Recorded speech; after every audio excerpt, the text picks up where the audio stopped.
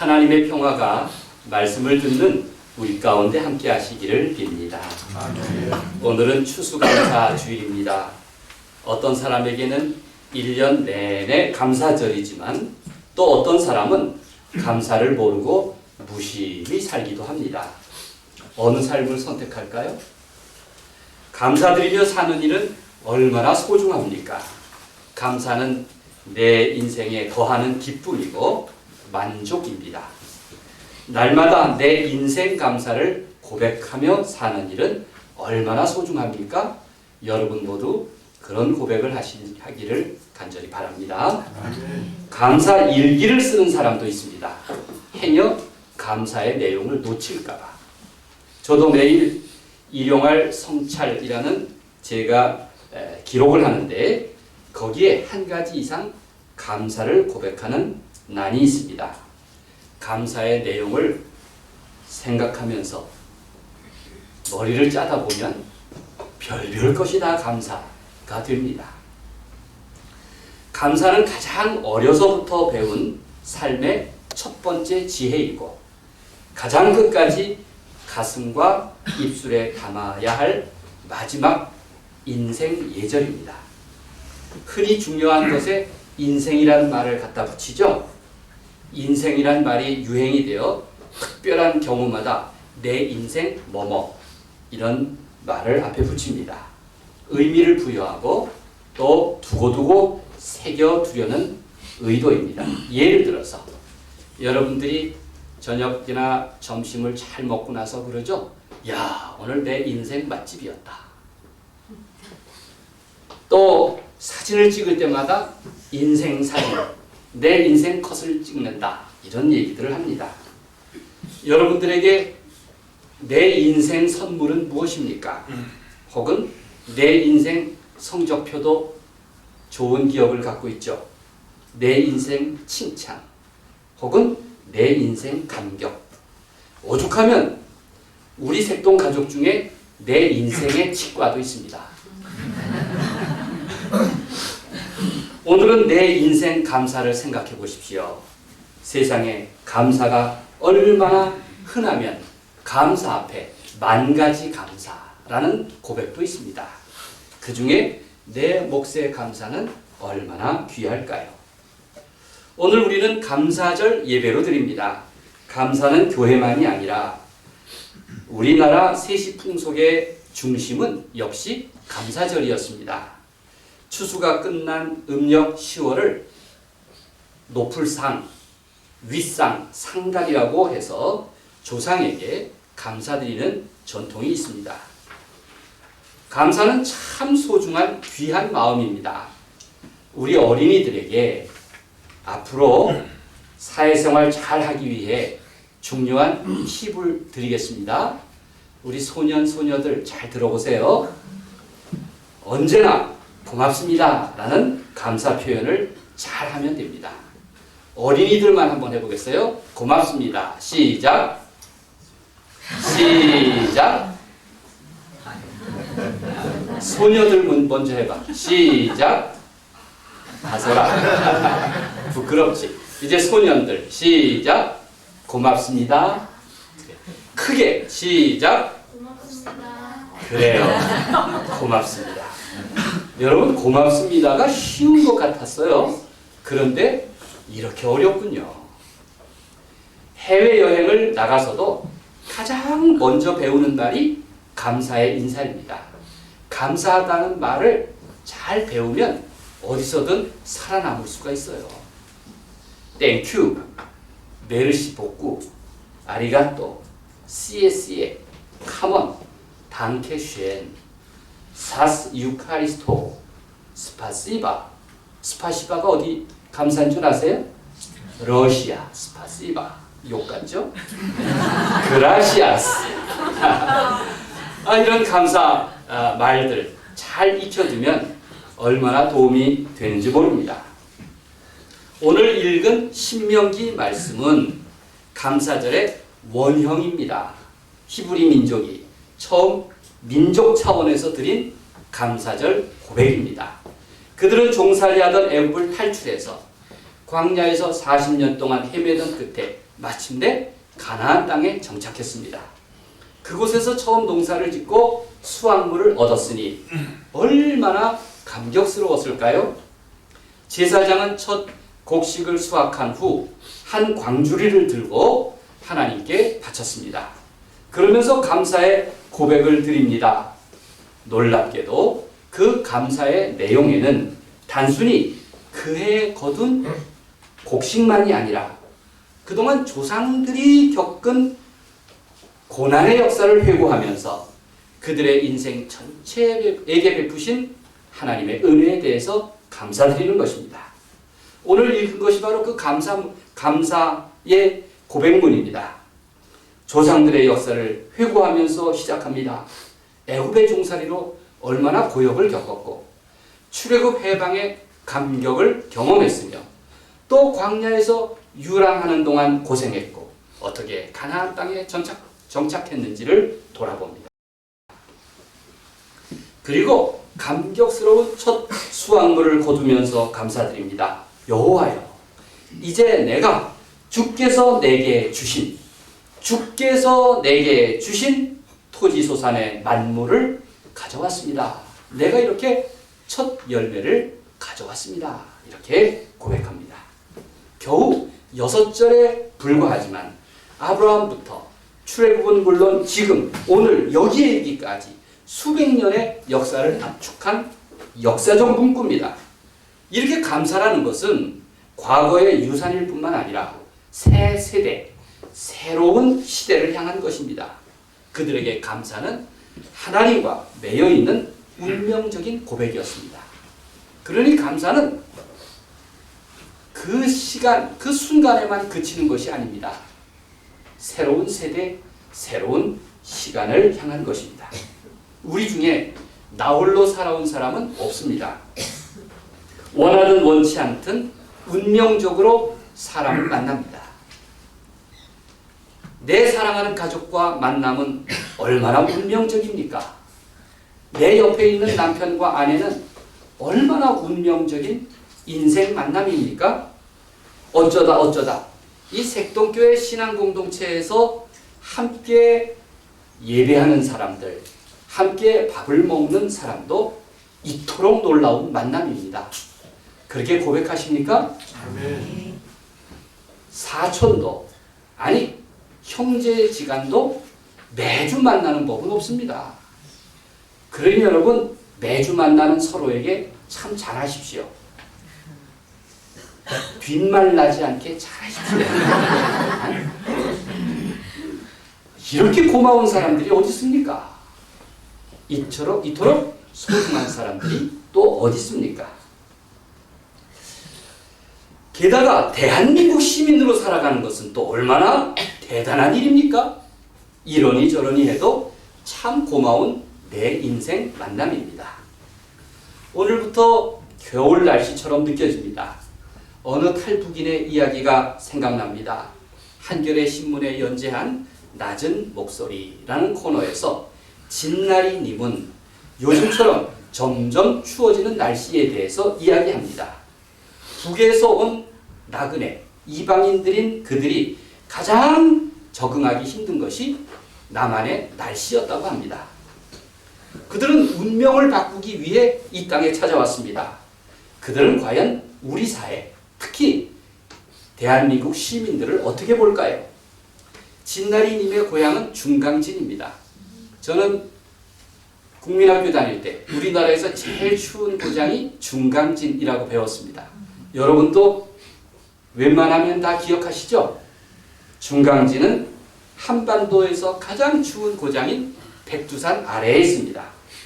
그는 북한에서 살 때 변변히 입지 못하고 추위에 떨었기 때문에 뉴스에서 내일 날씨가 춥다고만 하면 모든 옷을 끼어 입고 외출을 했다고 합니다. 그런데 지하철에 가니까 얼마나 더운지, 또 건물 사무실마다 너무 따뜻해서 입고 있는 옷을 주체하지 못해서 혼이 났다고 했습니다. 그런 사실을 알고 나서 옷을 적게 입으면 이번에는 너무 추워서 영락없이 감기에 걸렸습니다. 사람들이 놀렸습니다. 아니, 백두산 아래 살던 사람이 왜 그렇게 골골합니까? 비로소 추위에 적응한 그는 따뜻한 나라에서 살게 된 것에 대해서 큰 감사를 들게 되었다고 썼습니다. 1년 12달 끊이지 않고 공급되는 전기, 얼마나 고마운지. 날마다 공급되는 따뜻한 물, 가스, 모든 것에 새삼 감사함을 느꼈습니다. 그런데 정작 이 땅에 사는 우리는 여전히 부족함이 많습니다. 우리는 이런 당연한 일에 감사함을 느끼며 사는 사람은 별로 없습니다. 어떤 사람에게는 감사하는 마음이 어쩌면 사치스러울지도 모릅니다. 얼마나 딱한 인생입니까? 그런데 다른 곳에서 온 탈북인이기에 그런 감사의 마음을 느낄 수 있었을 것입니다. 요즘 경제가 전부인 시대입니다. 먹고 사는 짐이라고 하죠. 경제도 먹고 사는 일 중에 한 부분일 텐데 마치 내 행복과 미래를 좌우하는 모든 가치 중의 가치라고 생각하는 사람이 많습니다. 사람들마다 평범한 희망이 있습니다. 제때 밥을 먹고 제대로 일을 해서 평안히 잠을 자는 것입니다. 여러분, 얼마나 귀한 일입니까? 제때에 밥을 먹고 제대로 일을 해서 평안히 잠을 자는 일입니다. 그런데 사람이 밥을 먹는 것이 아니라 밥한테 사람이 먹히고, 사람이 일을 하는 것이 아니라 일한테 사람이 치이고, 사람이 잠자는 것이 아니라 사람이 잠에 빠져 삽니다. 그래서 불편하고 불안하고 병에 걸립니다. 제가 영화 하나 소개하겠습니다. 마더라고. 보신 분이 있는지 모르겠습니다. 한때 드라마마다 국민 어머니 역할을 하던 김혜자님이 어머니 마더입니다.